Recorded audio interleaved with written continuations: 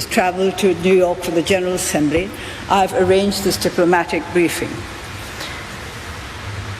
When our people voted for the National League of Democracy in the elections of 2015, they, in fact, entrusted to us the task of carrying out three responsibilities: democratic transition, peace and stability, and development. None of these challenges are either easy or simple. Transition for us is a transition to democracy after half a century or more of authoritarian rule. And now we are in the process of nurturing our nascent and yet imperfect democracy. Peace and stability was something that we had to achieve after nearly 70 years of internal conflict that started on the day of our independence back in 1948. And development has to be achieved within the context of the first two: nurturing democratic values, establishing peace and stability, and achieving the kind of sustainable development that would be seen as equitable by all our peoples. Burma is a complex nation, as all of you know, and its complexities are compounded by the fact that people expect us to overcome all these challenges in as short a time as possible. I think it is only fitting that I should remind you that today that our government has not yet been in power for even 18 months. It will be 18 months at the end of this year. 18 months is a very short time in which to expect us to meet and overcome all the challenges that we have been expected to do. This does not mean that we are not ready to go on with our task of overcoming these challenges. Because I believe in the community of nations, I am prepared to share with all our friends who wish us well and who understand our problems and sympathize with us what we have been doing to achieve democratic transition, peace and stability, and development. I'm aware of the fact that the world's attention is focused on the situation in Rakhine State. And as I said at the General Assembly last year, as a responsible member of the community of nations, Myanmar does not fear international scrutiny, and we are committed to a sustainable solution that would lead to peace, stability, and development for all communities within that state. I then went on to last year to give a brief outline of our plans to achieve this end. Unhappily, on 9th October, 18 days after the delivery of my address at the General Assembly, 3 police outposts were attacked by armed Muslim groups. There were further attacks on 11th October and 12th November, and these clashes resulted in loss of lives, injuries, burning of villages, and the displacement of peoples in the affected areas. Many Muslims fled to Bangladesh. Since then, the government has been making every effort to restore peace and stability and to promote harmony between the Muslim and Rakhine communities. Even before these outbreaks took place, we had established a central committee for rule of law and development in the Rakhine and invited Dr. Kofi Annan to lead a commission that would help us to resolve the long-standing problems of that state. But in spite of all these efforts, we were not able to prevent the conflicts from taking place. Still, throughout the last year, we have continued with our program of development and the establishment of peace and harmony. After several months of seemingly quiet and peace, on the 25th of August, 30 police outposts, as well as the regimental headquarters in Downdanza village, were attacked by armed groups. Consequent to these attacks, the government declared the Arakan Rohingya Salvation Army and its supporters responsible for acts of terrorism as a terrorist group in accordance with the Counter-Terrorism Law, Section 6, Subsection 5. There has been much concern around the world with regard to the situation in Rakhine. It is not the intention of the Myanmar government to apportion blame or to abnegate responsibility. We condemn all human rights violations and unlawful violence. We are committed to the restoration of peace, stability, and rule of law throughout the state. The security forces have been instructed to adhere strictly to the Code of Conduct in carrying out security operations, to exercise all due restraint, and to take full measures to avoid collateral damage and the harming of innocent civilians. Human rights violations and all other acts that impair stability and harmony and undermine the rule of law will be addressed in accordance with strict norms of justice. We feel deeply for the suffering of all the people who have been caught up in the conflict.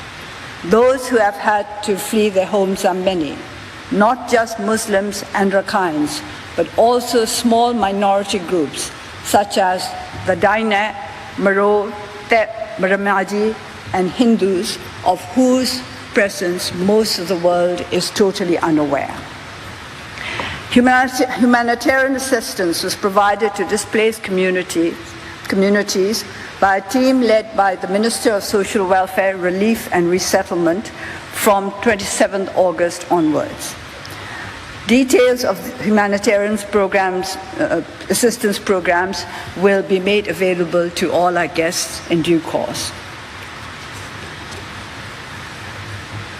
The final report of the Advisory Commission on Rakhine State, chaired by Dr. Kofi Annan, was made public on 25th August. In fact, the very day the last round of attacks took place. We are determined to implement the recommendations of those of the Commission, those recommendations that will bring speedy improvement to the situation within a short frame of time will be given priority. Other recommendations we will have to take time over, but every single recommendation that will benefit peace and harmony and development in the Rakhine State will be implemented within the shortest time possible. The government is working to restore the situation to normalcy. Since the 5th of September, there have been no armed clashes and there have been no clearance operations. Nevertheless, we are concerned to hear that numbers of Muslims are fleeing across the border to Bangladesh. We want to find out why this exodus is happening. We would like to talk to those who have fled as well as to those who have stayed. I think it is very little known that the great majority of Muslims in the Rakhine State have not joined the exodus. More than 50% of the villages of Muslims are intact. They are as they were before the attacks took place. And we would like to know why. This is what I think we have to work towards, not just looking at the problems, but also looking at those areas where there are no problems. Why have these problems been, why have we been able to avoid these problems in certain areas?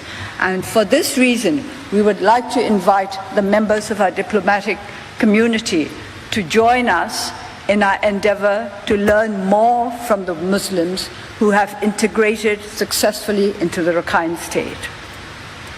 If you are interested in joining us in our endeavors, please let us know. We can arrange for you to visit these areas and to ask them for yourself why they have not fled, why they have chosen to remain in their villages, even at a time when everything around them seems to be in a state of turmoil. Apart from what we are doing in the matter of allaying the fears of our people, I would like to say that we have been continuing with our social-economic development programs in Rakhine. Let me outline a few of them. The Rakhine State Socio-Economic Development Plan 2017 to 2021 has been drafted to boost regional development in various sectors. Hundreds of new jobs and opportunities have been created for local people through private-public partnerships. The viability of a new special economic zone to bring new jobs and businesses has been assessed. In terms of infrastructure development, electrification has been expanded with new roads and bridges built, including a new highway connecting remote areas previously only accessible by boat. All people living in the Rakhine State have access to education and healthcare services without discrimination. Healthcare services are being provided throughout the state, including hard-to-reach areas with new mobile clinics. The government has upgraded 300 schools in Rakhine. The vocational and technical training programs have begun. Muslim students also have access to higher education without any discrimination. Humanitarian aid reached all communities in 95% of the affected areas before the recent attacks on August 25th. We are now starting another round of humanitarian aid endeavor, which we hope will take care of all the peoples in the region. With regard to IDPs, 3 camps have been closed and the necessary assistance provided, including the building of new houses. There is more to do in that area. We are aware of the challenges and we are facing them. With regard to citizenship, a strategy with specific timeline has been developed to move forward the national verification process. But this is a process which needs cooperation from all communities. In some Muslim communities, their leaders have decided that they are not to join in the verification process. We would appreciate it if all friends could persuade them to join in the process because they have nothing to lose by it. We are also trying to promote intercommunal religious harmony by engaging interfaith groups. A new curriculum is to be introduced in schools with a focus on moral, civic ideas and peace and stability. A new FM radio channel has been set up to provide information on, among others, healthcare, national verification process, and education to all communities. It broadcasts in Rakhine, Bengali, and Myanmar languages. The training and capacity building for police and security forces are being provided in cooperation with the EU and the United Nations agencies. Since December 2016, local and foreign media groups have been given access to areas previously off limits in Rakhine. Even after the outbreaks on the 25th August, we arranged for several media groups to visit the afflicted areas. The government is working hard to enhance existing relations with Bangladesh. The Minister of State for Foreign Affairs and the National Security Advisor visited Bangladesh in January and July of this year. We were also hoping for a visit from the Home Minister of Bangladesh, but it had to be postponed for reasons I think, other commitments on the part of the Minister. But we will welcome him at any time that he is able to come, and we hope to take forward the arrangements with regard to the security of the border, which we are trying to implement together.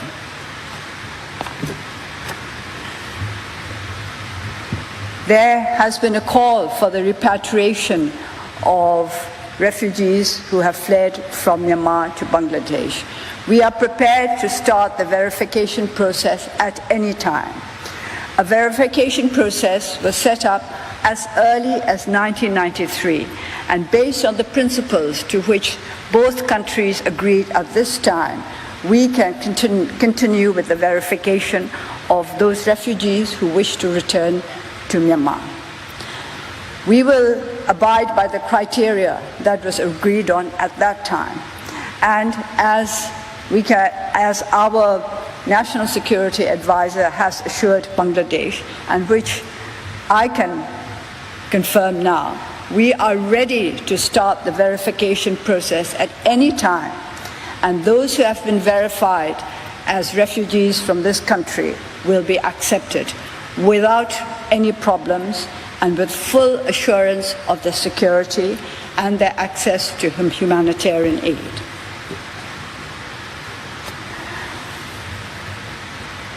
I understand that many of our friends throughout the world are concerned by reports of villages being burned and of hordes of refugees fleeing. As I said earlier, there have been no conflicts since the 5th of September and no clearance operations. We too are concerned. We want to find out what the real problems are.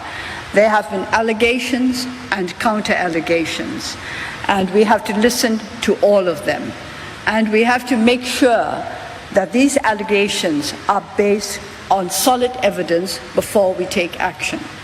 Action will be taken against all peoples, regardless of their religion, race, or political position, who go against the laws of the land and who violate human rights as accepted by our international community. We have never been soft on human rights in this country. Our government has emerged as a body committed to the defense of human rights, not of any particular community's rights, but of the rights of all human beings within the borders of our country.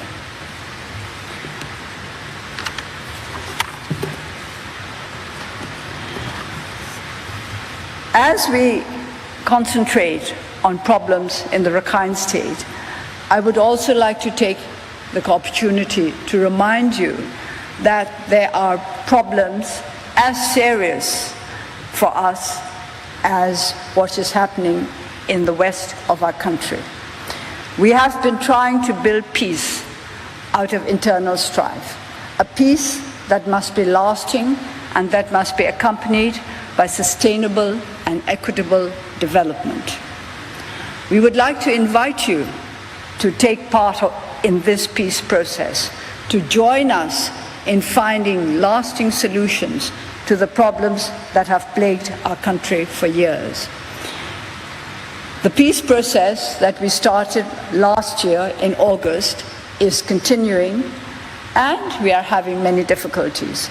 I am not surprised by this, because it is the way of peace processes anywhere in the world, that they come across difficulties, and sometimes the processes stall, sometimes they come to a dead halt, and sometimes it seems as though everything were falling apart, and yet in the end we all gather together and move forward, because all of us basically want peace rather than war.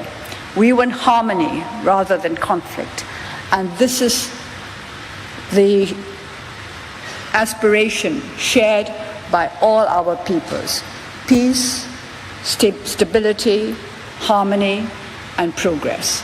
It is not a large agenda, but it is a difficult one.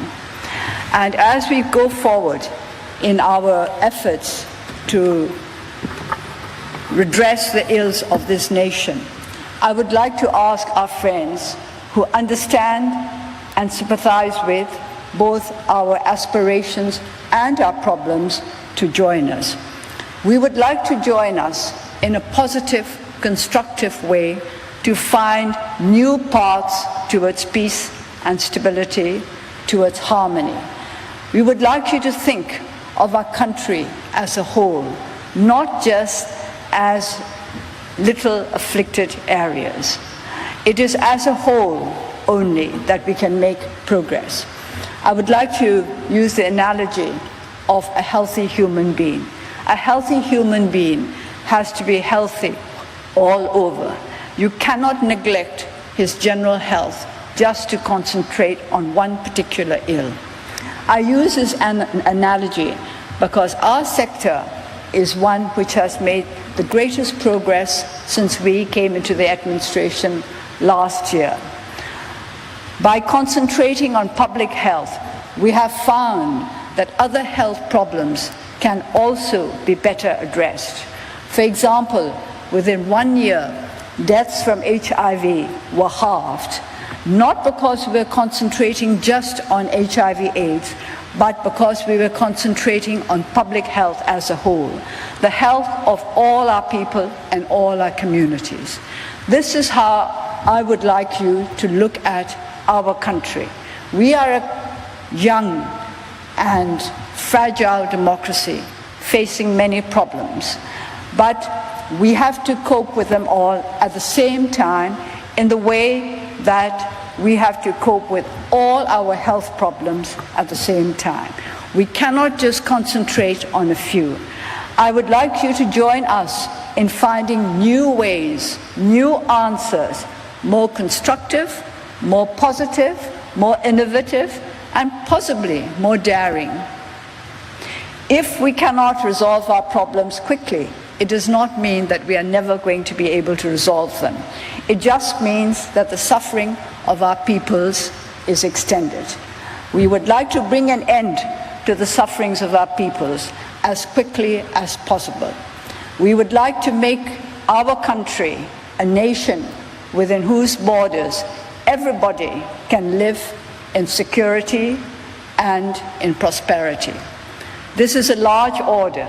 This is a big ambition, but it is not one impossible to fulfill. We all have to join together. I accept that the real responsibility lies with us, the people of this country. All the people of Myanmar, from the government to each and every single individual within this country, has a responsibility for the development and the progress of this country. But we would like our friends to join us in our great endeavor. This is certainly a big endeavor, an ambitious endeavor, a determination to build out of a country beset by many problems, a state that is healthy, that is strong, that can look forward to a secure future. It is sad that in meeting our diplomatic community, I am obliged to focus just on a very few of our problems when there are so many which I think we could resolve together. That is why I'm opening the door to all of you who wish to join us in our endeavors.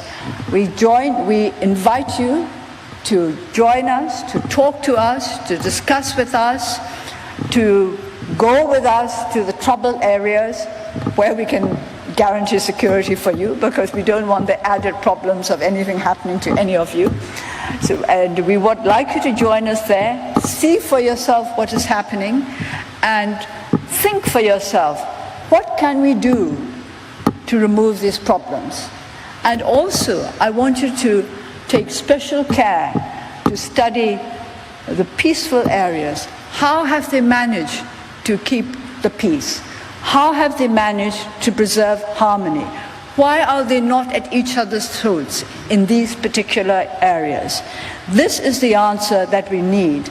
It is not just a matter of removing ills, but also of promoting what is positive. We have to remove the negative and increase the positive. And we would like to do that together with all of you.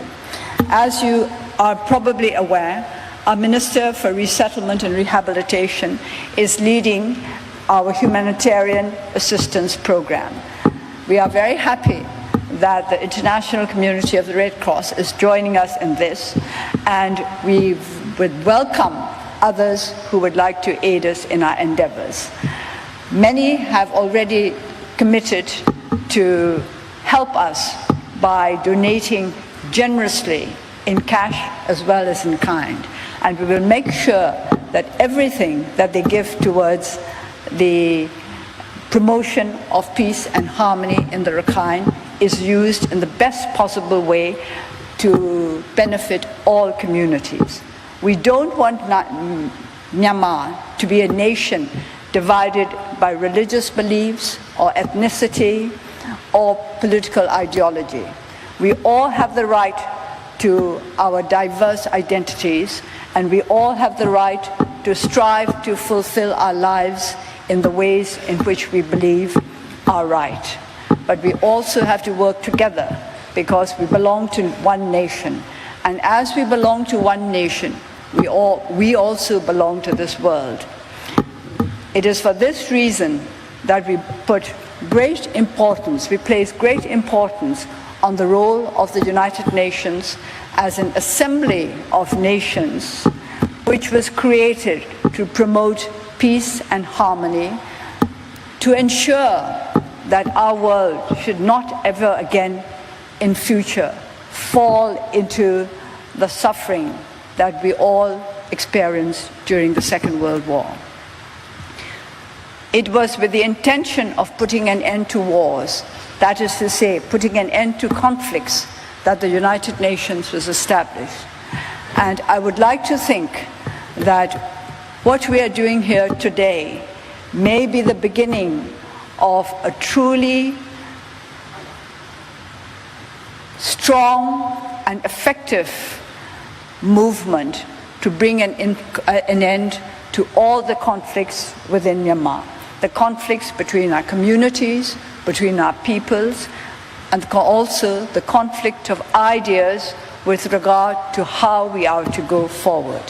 But conflicts of ideas can be sorted out, can be removed through discussion and dialogue and through open-minded and the generosity and courage that enables us to see other people's point of view. And I would also like to say the generosity and courage that would enable other people to see our point of view as well. It is by cooperating only that our world can go forward.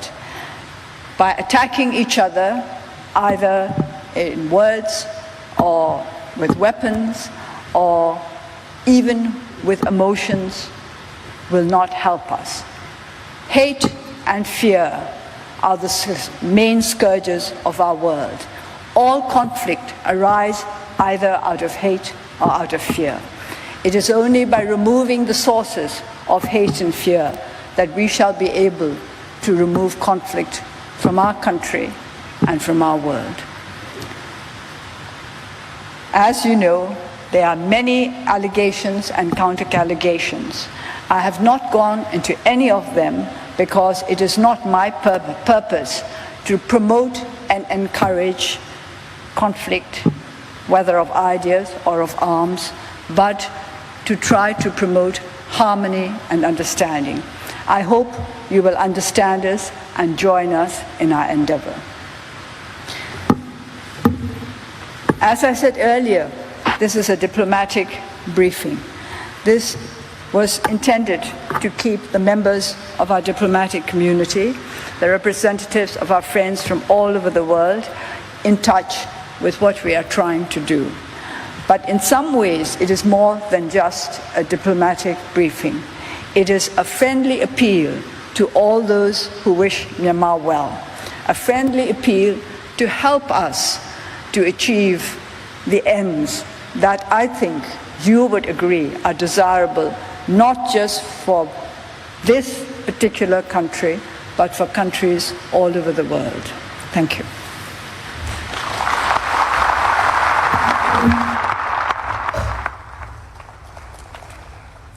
Thank you, Excellency.